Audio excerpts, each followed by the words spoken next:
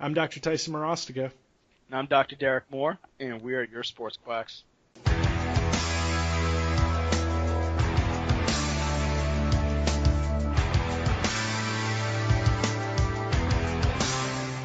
All right, and welcome back. So today we're talking about anatomy and the importance of understanding, what you're touching, where it's at, understanding the function of the muscle, and really how that helps you to be able to be a better clinician. Like, how does that help you actually, how does the avoiding the guess and check kind of treatment protocols, like avoiding that, how does that help you be better? Like, that was kind of a weird way of saying that, but let me jump to. I'm gonna ask you, Derek. How strong was your anatomy before you went to chiropractic school? Yeah, so my undergrad was in exercise science, and we did have to end up taking biomechanics course. So we learned general anatomy, and then on top of that, we learned I, ideas of physics such as like lever arms and the biggest thing that we try to really just to get a great understanding of was how the body worked together. Hmm? Isolation very rarely happens, especially with movements outside of something within a machine. If you're thinking of like a bicep curl machine or a leg extension machine, so having a greater understanding of the chain started a started from my undergrad and then only grew from chiropractic school. I think the biggest the the biggest kind of thing that showed me, oh, there's a lot more to it, was actually like dissection in anatomy. Yeah. Just taking a look at that and really just being kind of surprised by, oh wow, it's not just your biceps. You have a long head and you have a short head, and then you have brachioradialis and all these other things that are going on within the arm. And you start to get a greater appreciation for that. And that only actually even grew even further when I took ART. Yeah. Where ART kind of started to place different connections to, okay, you now know the muscle. Now, do you understand the motions? Do you understand the depth of the tissue? If you're going to apply a certain amount of perceived tension to affect a certain muscle, how much actual depth do you have to achieve? Like for the first few months of chiro school when you're working on traps, you're driving in, driving in, driving in. Even though you're, even though you've done the dissection, you see how almost flimsy the trap actually is. You're pushing all the way in, and you're getting to freaking supraspinatus at that point. You're just like, Right. oh, why does this? What's going on? Why does this hurt? And you don't get that appreciation of depth. Yeah. So I think ART, for even sometimes all that it gets knocked for, it gives you a greater appreciation of, hey, this is the actual tissue, this is the depth of the tissue, and maybe you don't need to be going too crazy with the pressure to affect the muscle that you're going after. Yeah. You So, agree? oh yeah. So total transparency here. Like, so I was oh goodness, in undergrad I was biology and exercise science, and I understood anatomy. I understood there were bones and muscles, and I There we remember go. Good start. Good start. I remember having to regurgitate it, and I learned it and regurgitated it, and that was it. Yeah. Like, I learned the blank does blank, blank's the name of this, spell it right, get it right, like all that stuff, right? Whatever. But then I got to chiropractic school, and first time doing dissections, my mind was blown because the honest truth is I didn't understand muscle layering. And that was the hardest thing for me to comprehend at first, was that these muscles don't sit like right next to each other. Like, they overlap, and some do the same function, and some are supporting muscles, and some are, the dominant muscle in the motion. And I was like, I guess I never understood. I was like, oh well, a muscle does this, and that's the only one that does that. No, that changed real quick when I started realizing that there's just so much more. And when you start like dissecting and you start seeing that things have very similar origins and very similar insertions, but the tweak on it just a little bit causes a touch of rotation or a touch of lateral flexion to the movement. And that detail came, obviously I learned that with dissection, but then like you said, like when I went to my first ART seminar, blew my mind, right? Blew my mind and just fell in love because I took the spinal one, right? And I was like, the spine one, if I'm going to use it, that's the one. And I just fell in love with this stuff, right? And understanding the details of, even this little delicate muscles like the suboccipitals, Right. the direction that they move and how they turn the head and things like that. And it's a kind of the beauty to understanding anatomy is just, it's unreal. So for me, like when I look at like my office, right, and this is where I really want to go with this. When I look at my office and I look at my patients, I've gotten lectured about using big words, right? I got told in chiropractic school, dumb it down, Tyson, because your patients are stupid. Right. Patients are stupid. Mm-hmm. Sorry for any of my patients listening to this. I don't believe you're stupid. I really don't, and I don't treat you guys that way. And because the thing is like, I want to talk to you guys. I want to give you real information. I don't want to lie to you. So I don't dumb things down. I don't do that to my patients. And I explain to them exactly what's going on. I don't know if you do that, but that's the way I look at it. I don't dumb it down. Yeah. And, I guess to a point, I get to a point where I don't need to tell them too much that they don't, basically that if they don't need it, you know, I'll tell them, if they come in with a groin strain and they're pointing at their adductors, or if they're coming in with pain on the leg and they think they pulled a hamstring, but the pain's actually medial and it's more of an adductor strain, then more likely I just tell them the difference between their adductors and their hamstrings. Yeah. But if I'm telling them like, hey, there's adductor brevis, adductor longus, and adductor magnus, and then you also have like your pectineus and then your gracilis, they all do the same thing. I don't necessarily get into that. I just say like, hey, you have a lot more than one muscle doing this motion. Yeah. But I usually actually just use terms like stuff. There's a lot of stuff through here that are just really annoying, and that's what we're working on. And if they want to get into it, like so some of the pro players, like the one thing I remember about this wide receiver, and Tyson, we'll talk off camera because this is confidential stuff. But I'll tell you who he was. The biggest thing for him was he just always wanted to learn a new muscle. That was it. It was just like he wanted to learn a new muscle every single day.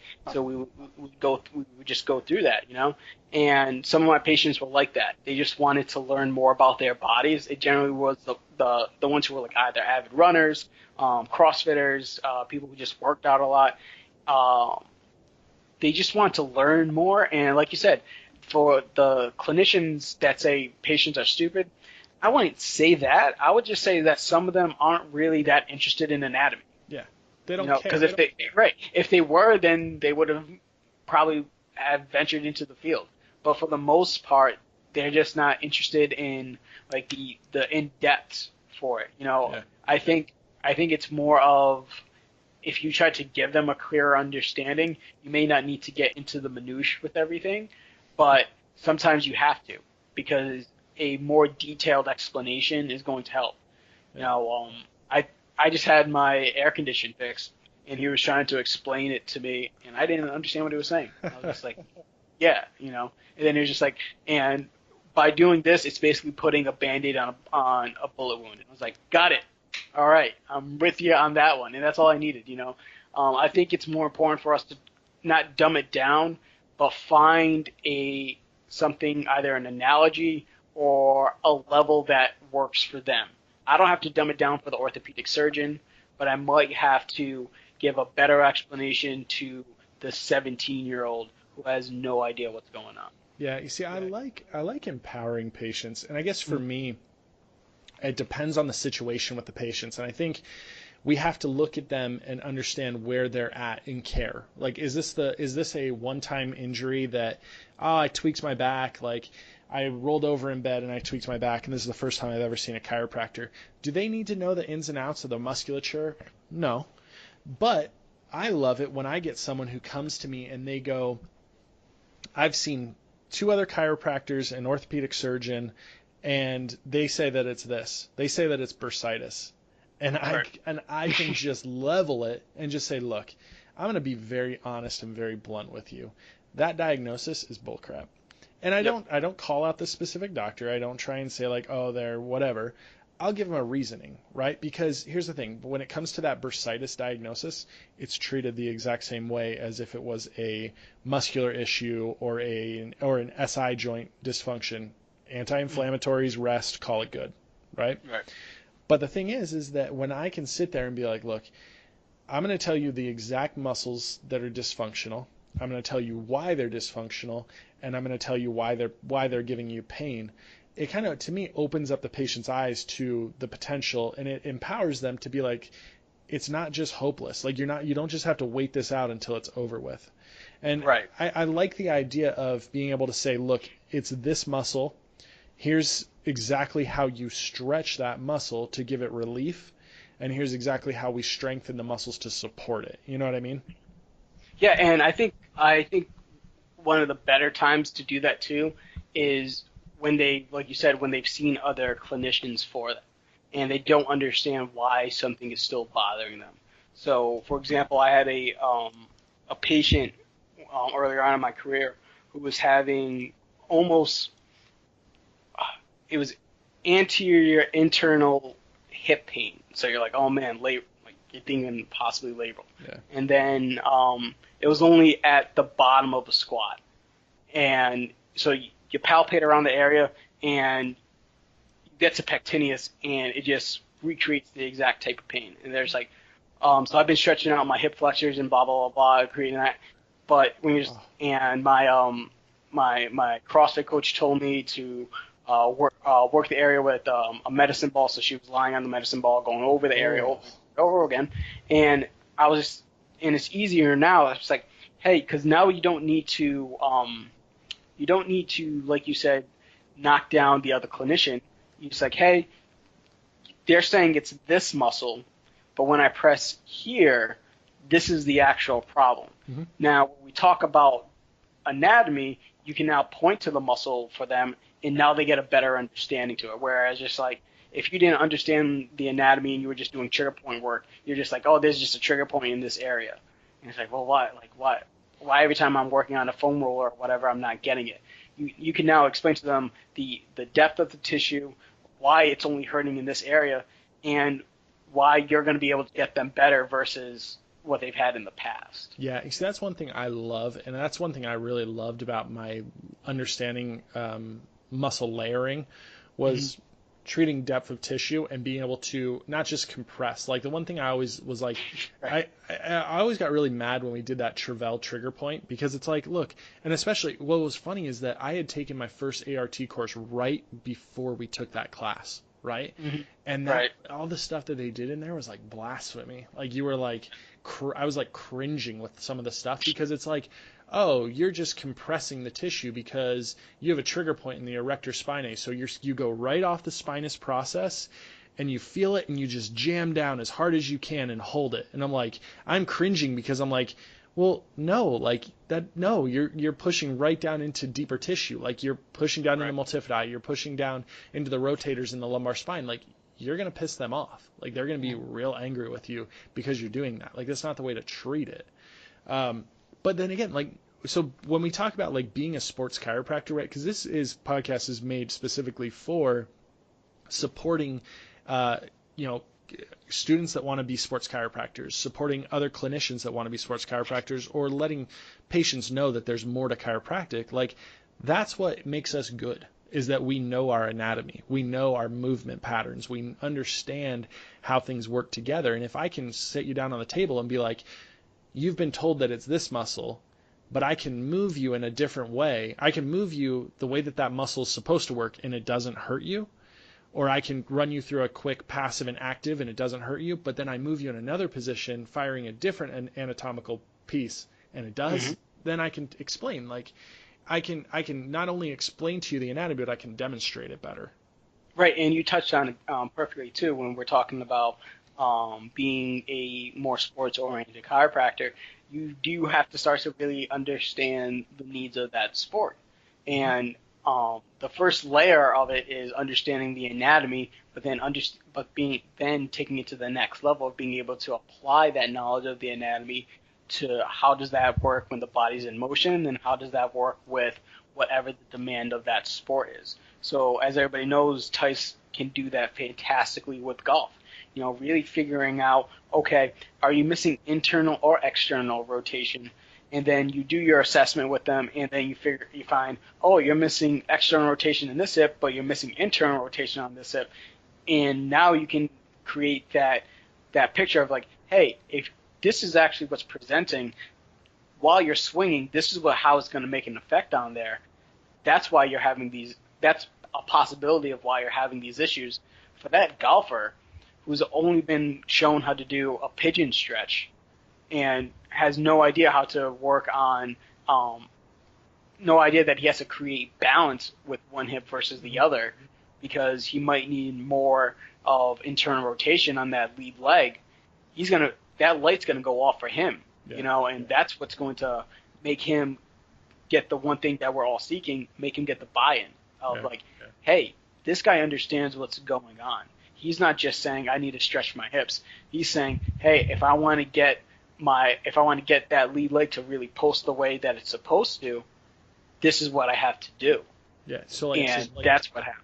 So like today I have a 31, 32-year-old brand new golfer who's having low back pain, right?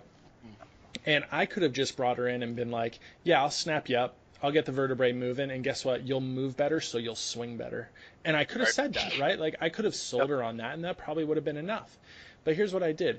She's even an insurance patient, right? And so what I did is, some of you guys know, in my office, I have an indoor hitting bay.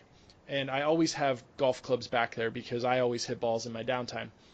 So I've got there you go. That's what you can do. So get that stress out.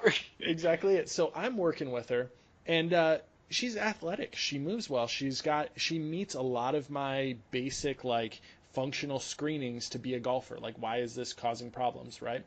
And so I sat there and I was like, what the heck? Like, your anatomy checks out. We have internal, external hip rotation. That shouldn't be forcing problems in the lumbar spine. The thoracic spine has lateral flexion and rotation, and it has extension. Like, so I'm looking like, what the heck is going on?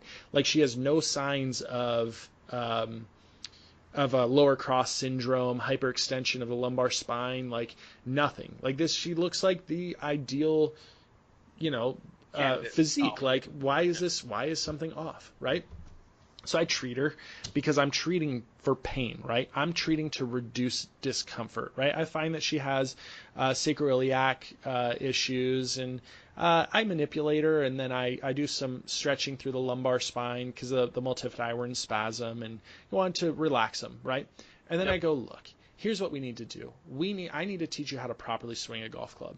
And this is kind of like, right, this is outside the realm of chiropractic. And she's an insurance patient. So guess what? I did it out of the goodness of my heart because I want to see my patient get better. I didn't charge her extra for a golf lesson on top of that. What I did, so I took her in, I didn't even explain what I did, and I'm already going off on it. Jeez. So here's what I did. Went into the open space, grabbed a golf club, and I said, we're going to talk about sequencing.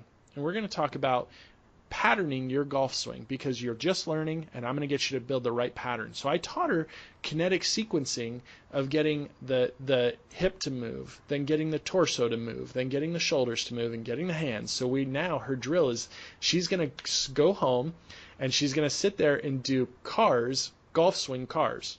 As weird, as stupid as that sounds. Really slow patterning of getting rotation in the hips, engaging the core, rotating the torso, and then the shoulders and hands will follow. It's interesting stuff, right? But it was a different way to look at things. And if I didn't know her anatomy, I would have said, oh, yeah, you have back problems because you probably can't rotate. You know what I mean? Right. Yeah, and that's the one thing that allows for us to really start to figure out what is the best way to start to address this person. Because, like you said, you look through the anatomy and the anatomy checked out. So now she's like, okay, so if her anatomy checks out, the only thing that's really standing in the way is most likely probably a mechanical issue. Yeah. And besides a mechanical issue, obviously it could be just an overstress issue where she possibly, like you said, is a new golfer and just doesn't know the rigors of playing on a consistent basis. Too and much, that's always too going to fast. be right. That just overstressing the system and not having enough recovery time can always play a factor in there. But if you just with the golfer's eye, because you understand the sport, if you can already see that, hey, your sequencing is a little off, now you can just make that tweak. Mm-hmm. But if you didn't have the knowledge and the fundamentals of, all right, let me see if the anatomy checks out, you're just swinging in the dark. You're just gonna end up saying, you're just a low back patient. I'm just going to give you low back treatment and move on from there. Would she get better in clinic? Probably. But is she going to be one of the patients that continue to come back into your office with the same issues over and over and over again? That's also likely too, because you probably go after what's needed. And that's exactly it. And like that's our goal as sports chiropractors. Now my goal is not necessarily to treat a patient once and never see them again, because that's unrealistic. And I see that with other sports. They would consider themselves sports chiropractors. They go, 2 visits, you're done, you'll never see me again. Come on, like that's stupid. That's unrealistic, and that's releasing patients before they're ready. Like that's just releasing them as a pride, as like an ego kind of thing. Like, right. I'm talking about this before. Did you get them better? Or did you just get them out of pain? Exactly, and that's where like I always make sure that you've got to explain to patients like it takes time to correct issues. And this was another situation that I had come up today, and I was explaining to a patient that if you have bouts, like multiple bouts of low back pain in a 1-year period, right? So if you have 2 or more bouts of back pain over a 1-year period, most likely your pain, that issue is more of a functional issue that is going to take longer to correct than I just tweaked my back and I just need to be adjusted kind of a situation. And I think you need to look at things in that way of like, okay, how often is this patient having low back pain? How often are we dealing with this? Like, it's to me that's something that you have to be aware of and know that if this is something that's recurring, there's going to be a longer functional training aspect to be able to get them long-term relief. Right, and when it comes to that drawn out type of care, you also have to start to explain to the patient why you're working on, I hate the word functional because there's so many different reasons, but why you're working on more functional movements and exercises, because sometimes they'll say, my back hurts, why are we doing hip type exercises? Mm-hmm. And that's when you have that knowledge of the anatomy, and you have to show them, like, hey, listen, your low back is really just sitting on your pelvis, and whatever's going on below the chain is going to have a direct effect on what's going on above, which is why we're working on this. And then same thing when it goes to the thoracic spine. All these muscles connect to this area. If these guys aren't moving the way that they should be moving, it can create some issues down below.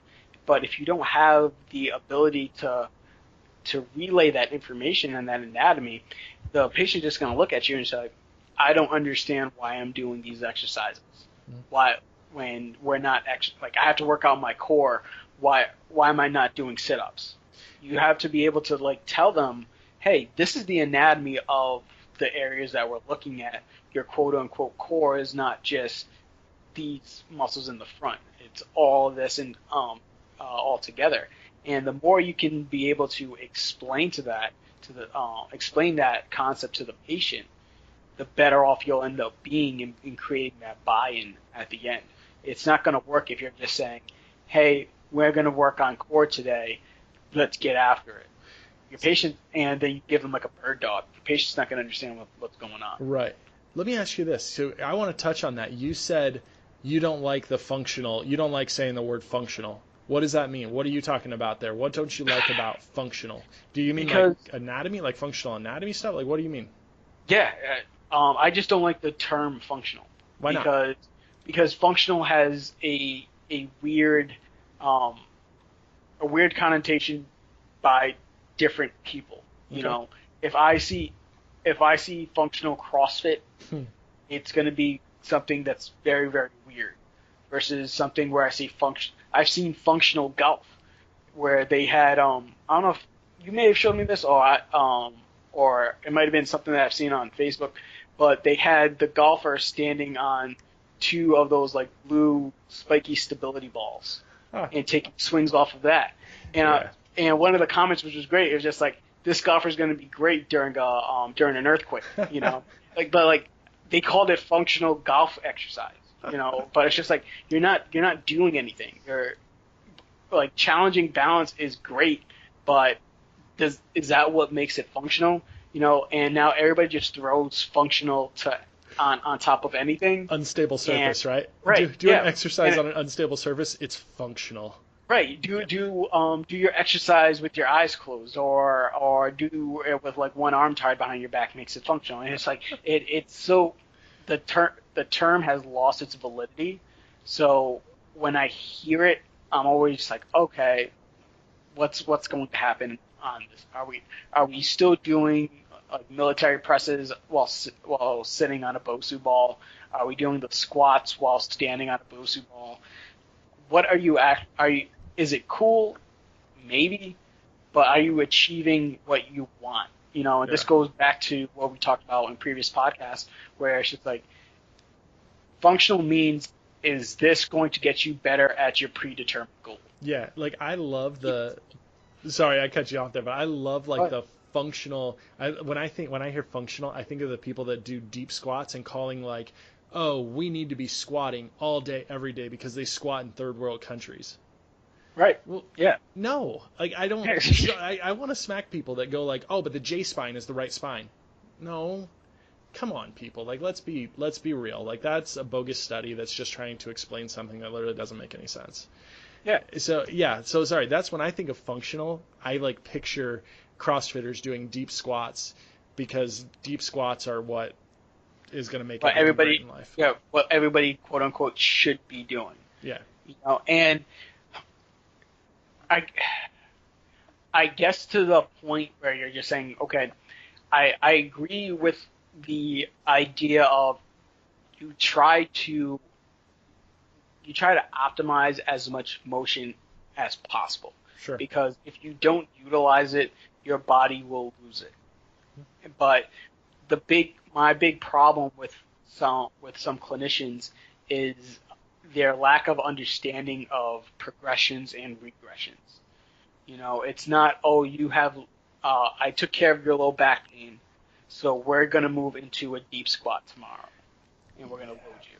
You see, It's just more of like, hey, let's just work on maybe a half squat. Let's do a box squat. Let's see if they can start to adapt further and further down. You don't give them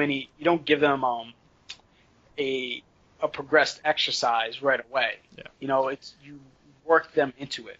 yeah, you're talking Instagram therapist versus Right. real reality. Like Exactly. I absolutely despise when I see like I watch the stuff on Instagram. It's like, oh, I gave my patient this complex protocol.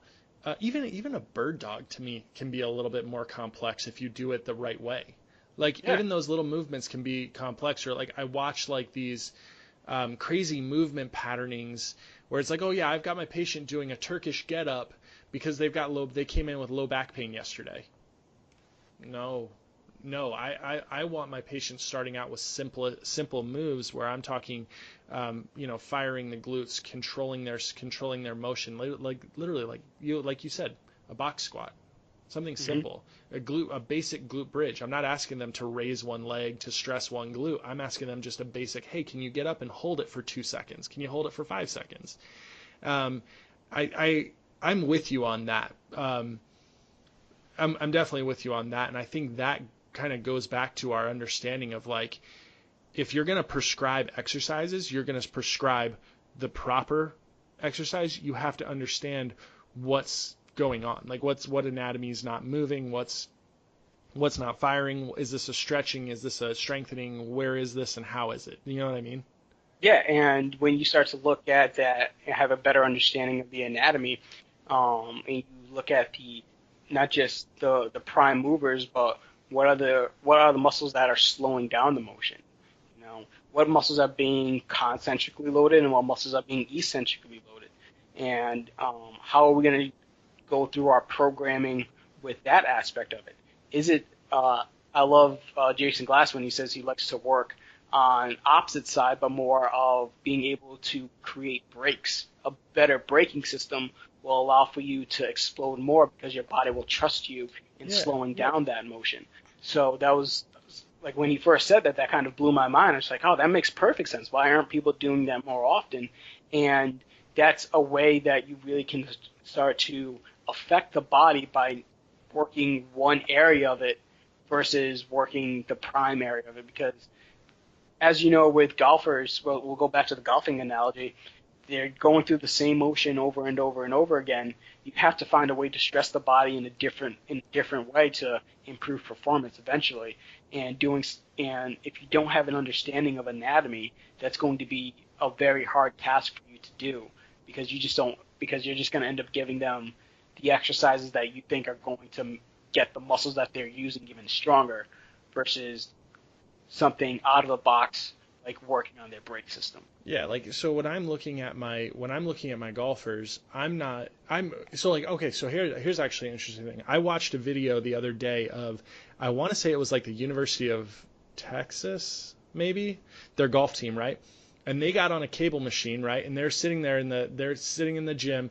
They've got 4 players in a row on cables, and they're sitting there yanking it down into the golf swing as hard as they can, as fast as they can. I don't know how much weight they had on there. So I watched that and like I cringed, right? Yeah. And then I watched this older guy, a video of an older guy who's got a dumbbell in his hand. It's probably like 5 pounds.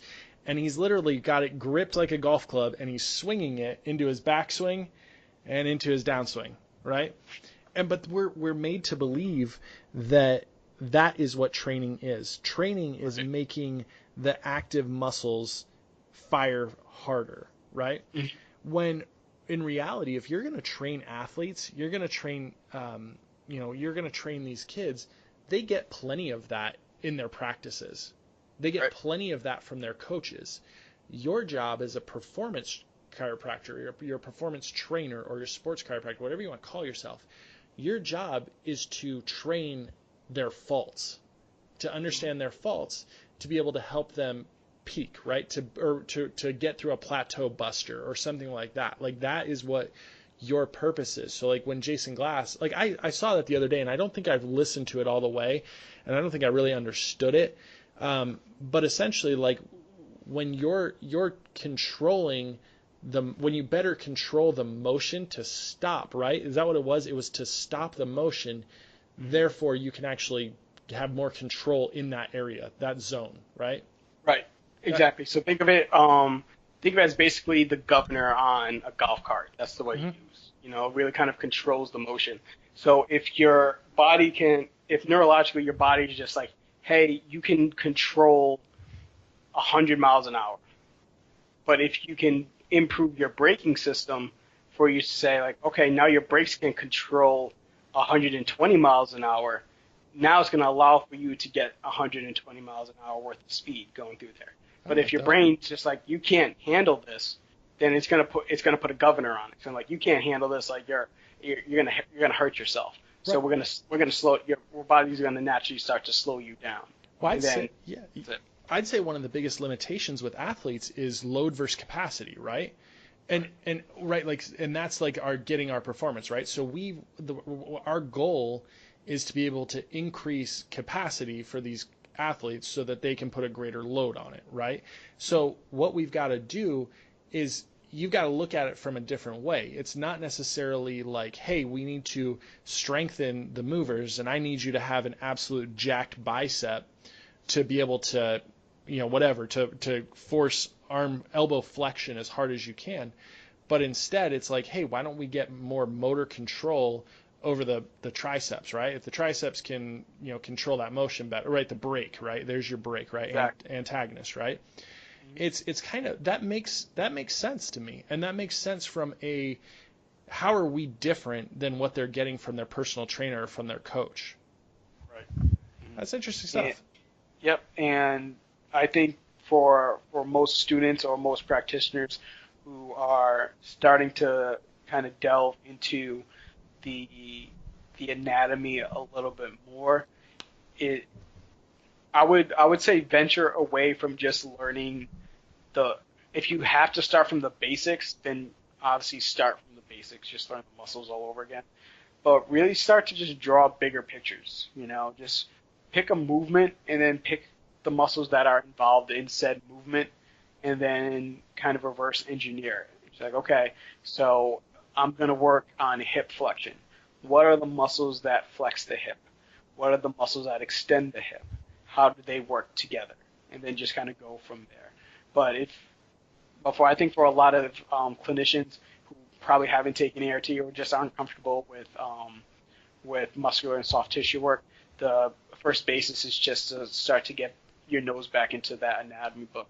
You really start going back to the basics for them. Yeah, and it comes back quicker than you think. Like, and there's nothing to be ashamed of. If like you've been doing the, bone out of place model for a while and you've forgotten anatomy, like it's nothing to be ashamed of. Like it's just, hey, whatever, break down the barrier, pick yourself up and go for it. So for us here, we always talk about, when we talk to each other, we always talk about anatomy, and it's very rarely do we ignore certain things. We like to delve into, this joint's not moving, so I could just adjust it and call it good. But what are the other structures that are affecting it? And I think that controls our treatment plan. So for us, we, especially in my office, I'm just going to say, I find it really important to explain the anatomy to patients, and don't treat your patients like they're dumb. And talk to them. They're they get it. They'll get it. They'll understand what you're saying. They may not understand the exact details, but they'll get that you care. So for us, like always, like us on Facebook, follow us on Twitter, hit us up with any questions. We'd love to talk and discuss things that you guys might need. We'll talk to you guys later.